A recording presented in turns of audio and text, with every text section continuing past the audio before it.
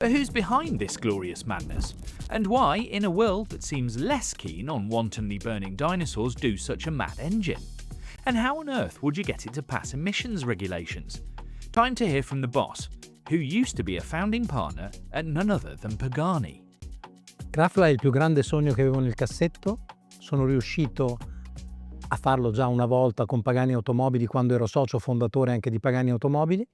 Poi ci siamo separati e io ho riportato a galla questo sogno che avevo da quando ero bambino, il sogno di costruire un'automobile con una visceralità e con un'anima che non riesco a vedere da nessun'altra parte.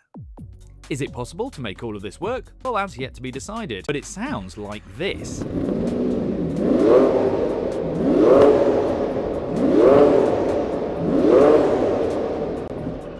Now this is the engineering prototype, but it is all working.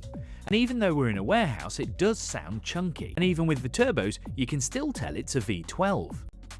Sicuramente una vettura deve esprimere il suo potenziale e quella che è la sua anima. Avere un hypercar senza un V12 secondo me è avere una hypercar non completa. È uno dei nostri segreti, è uno dei nostri brevetti, lo scoprirete entro la fine dell'anno, ma sicuramente passeremo brillantemente le emozioni perché la macchina è omologata per il mondo. So it's got some secret emissions wrangling stuff that we're yet to find out about, which is interesting.